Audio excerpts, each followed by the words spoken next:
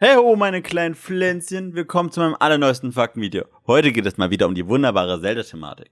Also, lasst uns mal anfangen.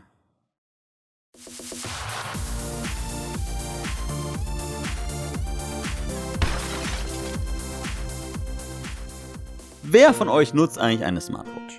Ich persönlich habe leider keine, allerdings überlege ich mir eine Fitness-Smartwatch zu kaufen, weil ich ein bisschen abnehmen möchte und ein besseres Sora und Ruffy-Cosplay machen will. Aber wusstet ihr, dass es ähnliche Dinge wie Smartwatches schon vor einigen Jahrzehnten gab? Gut, zwar nicht ganz so ausgereift, aber dennoch revolutionäre. So gab es einmal im frühen Jahre 1989 eine LCD Game Watch von der Sonic, welche ihrer Zeit deutlich voraus war. Es war eine normale Uhr, allerdings mit einem Zelda-Minigame. Oh Gott, ich hätte jetzt auch gerne eins. Vor allem eins in so einem HD, das würde echt schön aussehen. Dieses Minigame hatte sogar eine kleine Story.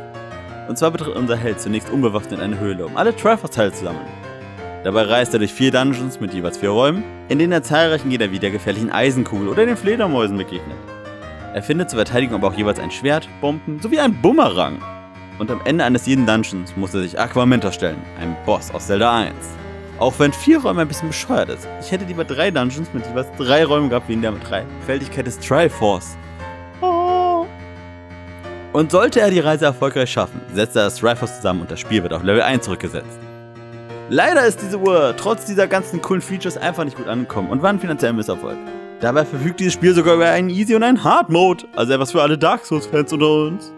Aber ich würde mir trotzdem noch gerne eine Zelda Smartwatch mit Schrei- und Schrittzähler wünschen. Und vielleicht noch einen Kalorienzähler. Das erleichtert vieles.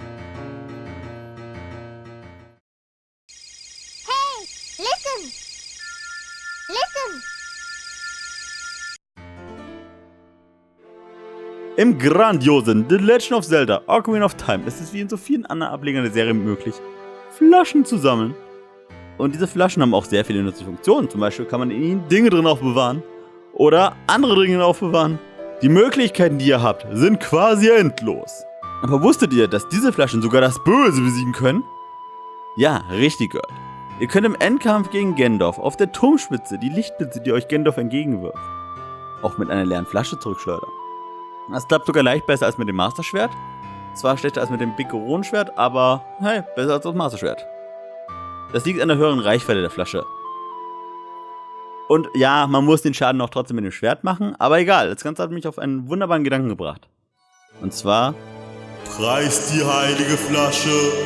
Hup, hup. Hey, listen! Listen! Wisst ihr, dass manche Zelda-Ableger der offiziellen Zelda-Reihe eine Art Mogelpackung sind? Ja, richtig gehört.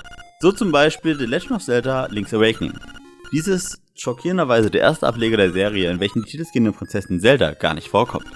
Gut, storytechnisch macht das durchaus Sinn, weil das Spiel findet nicht mal in Hyrule statt, sondern auf der Insel Kirkland, aber trotzdem, es ist mehr als so schockierend und verärgernd.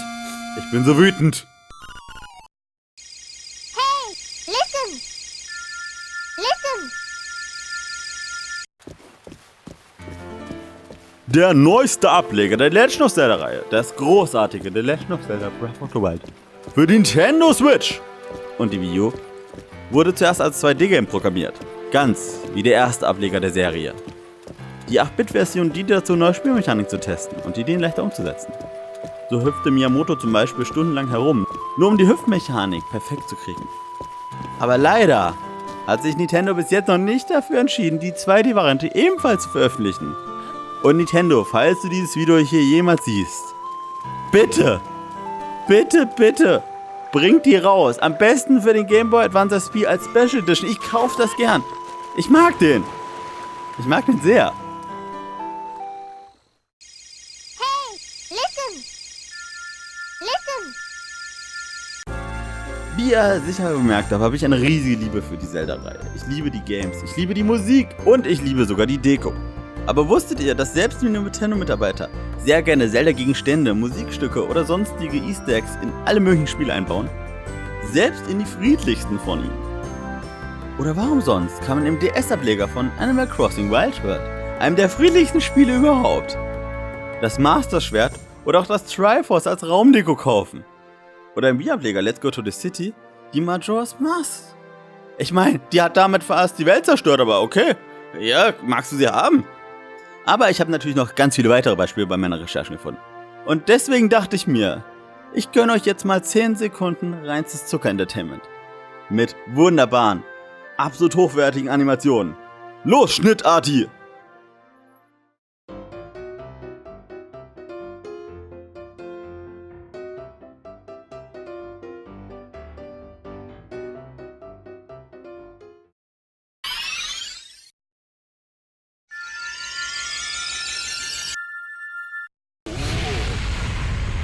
Gendor, der ultimative Bösewicht, Herrscher der Gurule und Nemesis von links, Träger des Schwachens der Kraft und ewiger Fluch Hyrule. Dieser Schurke zaubert mir jedes Mal ein Lächeln aufs Gesicht, besonders wenn ich ihn vernichten darf. Aber wusstet ihr, dass dieser Schurke scheinbar keine anderen Hobbys kennt als die Vernichtung von Hyrule und Zelda? Das ist so frustrierend. Hat aber auch schöne Vorteile. Wenn ihr mal angegriffen werdet, gibt es einen Ort, an den ihr stets flüchten könnt. Denn er wird vom Bösen stets in Ruhe gelassen. Der heilige Angelplatz. Es geht sogar so weit, dass Gendorf scheinbar nicht einmal weiß, was eine Angel ist. Oder dass man damit die goldenen Schuppen kriegen kann. Und warum sonst blickt er in Twilight Princess im Bossfight so richtig rein, sobald ihr die Angel zückt? Nun gut, es gibt da die Theorie, dass es daran liegt, dass er aus der Wüste kommt. Und deswegen keine Angeln kennt und auch kein Fliegenfischen kennt, weil er scheinbar hobbylos ist. Aber das heißt auch, dass er keine goldene Schuppe hat. Im Wasserkampf wäre er uns also komplett unterlegen. Das wäre wahrscheinlich auch ein schöner Speedrun. Aber ich persönlich habe dann eine andere Theorie. Ich persönlich denke, dass es daran liegt, dass er seinem großen Idol und Ursprung nacheifern möchte. Dem Todbringer. Dieser kennt scheinbar auch keine anderen Hobbys als Ausbruchversuche und einen Hass auf Hylia. Und ist sehr irritiert, wenn ihr ein Schmetterlingsnetz zückt. Diese ganzen Hyrule-Schurken brauchen echt bessere Hobbys. Sie sollten YouTube-Videos machen. Gendorf, falls du das hier siehst, bitteschön, dein Kanalname. Aber nun gut. Lassen wir uns davon nicht aufhalten und besiegen wir das Böse. Und zwar mit den legendären Worten eines wunderbaren Mitglieds der Rasselbande. Ab in den Kescher mit dir! Hey, listen! Listen! Das klingt sicher gerade seltsam für dich, oder? Ja, das sollte es auch. Das hier ist gerade das Titellied von Skyward Sword, bloß rückwärts abgespielt. Doch du wirst dich jetzt fragen, Arti, warum zur Hölle tust du mir das an? Nun, dieses Lied hier ist die Hymne der Göttin und Zeldas Wiegenlied in einem. Spielt man nämlich Skyward Swords Titellied rückwärts ab, hat man Zeldas Wiegenlied, wenn auch ein bisschen verzerrt, aber man hört es deutlich heraus. Sollte mein Beispiel nicht gut genug sein, habe ich hier in der Infocard noch mal ein zweites verlinkt, was ein bisschen besser getroffen ist. Ich denke mal, dass das ein nettes Last wird.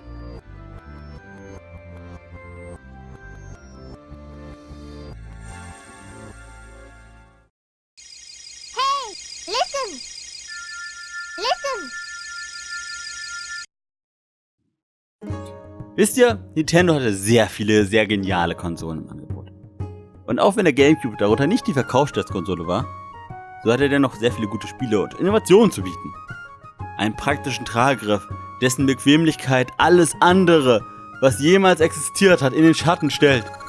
Und die Funktion, dass man seinen Gameboy mit dem GameCube verbinden konnte und darauf in manchen Spielen Karten oder Hinweise angezeigt bekam. Das ist schon ziemlich genial. Aber wusstet ihr, dass selbst das noch ein kleines Secret für euch hat? Setzt man in The Legend of Zelda Wind Waker im Turm der Götter den Gegenstand Tingles Creeper ein, enthüllt es einem eine geheime Geschichte um Tingle. Dies ist auch bekannt als die Legende der Fee. Dies ist auf 5 Blätter verteilt und erzählt davon, wie Tingle eine Fee erschien, ehe er den Held der Zeit traf. Und ihm mit den Karten von Termina aushalf. Dazu wird auf einer anderen Insel im großen Meer noch gesagt, sie feiern den 35. Geburtstag. Mit einem grünen Anzug und einer roten Unterhose. Sie tun es in Hoffnung, so zu werden wie die legendäre Fee namens Tingle. Ich habe zum Glück noch 10 Jahre vor mir, aber für Link ist es, glaube ich, ein bisschen zu spät. Irgendjemand sollte Zelda Bescheid geben, dass er ein anderes Lebensziel verfolgt. Ja, sollte jemand machen. Ey, muss nicht! Hey, listen! Listen! Majora's Mask ist eines der genialsten und gleichzeitig verstörendsten Spiele, die ich jemals in meinem Leben gespielt habe. Das Problem war nämlich, ich hatte mir diese ganzen Geheimlieder nicht notiert und habe deswegen relativ groß Panik geschoben, weil ich die Zeit nicht vernünftig verlangsamt habe. Und ja, das war sehr verstörend für mich. Aber wusstet ihr, dass selbst diese Masken eine Anspielung auf die Star Fox-Serie sind? Ja, richtig gehört. Die grandiose, geniale Fuchsmaske. Die Bremer Maske, welche mit ihrer Musik mich immer wieder inspiriert. Die Hasenohren, welche den Speed meines Herzens vorantreiben. Die Don Gero Maske, welche einfach nur eine Maske ist. Und die schönste und grandioseste, die wunderbarste aller Masken.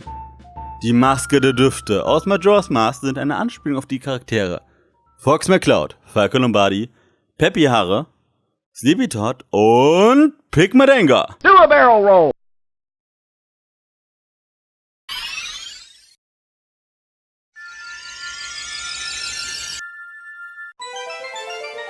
So, wir sind am Ende angelangt. Krass. So, zum Abschluss möchte ich dich noch einmal zum goldenen Lachen navigieren. Ja gut, es geht um Links allseits bekannten Begleiter aus Ocarina of Time. Navi. Sie ist von der ersten Sekunde an da und verlässt euch erst nach dem Sieg über Gendor. Und wie viele bereits von euch wissen, war es ursprünglich geplant, dass die Spielerschaften Navi ständige Kommentare als hilfreich und toll aufnehmen, dass man ihnen ihr einen treuen Freund und Begleiter wie Epona wahrnimmt. Ja gut, es endete damit, dass die Spielerschaft und auch ich sie als nervig und hassenswert aufgenommen haben. Aber wusstet ihr, dass es ganz ursprünglich sogar geplant war, dass die Fee romantische Gefühle haben sollte für Link? Wäre tatsächlich sehr interessant gewesen. Sie sollte sogar eifersüchtig werden auf Zelda. Ich weiß nur nicht wieso oder wie die das einbauen wollten, aber es wäre sehr interessant. Dies zumindest behauptete Miyamoto während eines Interviews, das während des Entwicklungsprozesses des Klassikers geführt wurde. Ja gut, dieses Detail mit Navi hat es nie ins fertige Spiel geschafft. Man könnte mutmaßen, dass es auf Rot abgeändert wurde. Aber wenn es das geschafft hätte und ihr wählen dürftet, wer würde eure Wahl sein? Stimmt hier in der Infocard gerne mal bitte ab, würde mich extrem interessieren. Ich persönlich wäre für Marlon. Ja, was denn? Sie hat uns ein Pferd geschenkt. Sie hat uns Epona geschenkt. Allein für Epona. Aber nun gut, wir sehen uns gleich auf dem Endcard. Dankeschön. Willkommen auf meinem Endcard. Ich hoffe, euch hat diese Faktenfolge gefallen. Gibt es noch Fakten, die ihr für absolut secret haltet, die ihr in dieser Liste vermisst habt? Wenn ja, schreibt mir bitte gerne in die Kommentare, würde mich sehr interessieren. Ansonsten, hier kommt ihr zu meinem letzten Faktenvideo und da drüben kommt ihr zum guten Corti und zum guten Sharky Boy. Das sind zwei Streamer und YouTuber, die mir mal wieder sehr mit dem Footage ausgeholfen haben. Vielen Dank euch beiden. Dankeschön, checkt die gerne mal aus. Und ansonsten bleibt mir noch eins zu sagen. Tschö und hier war Bollo.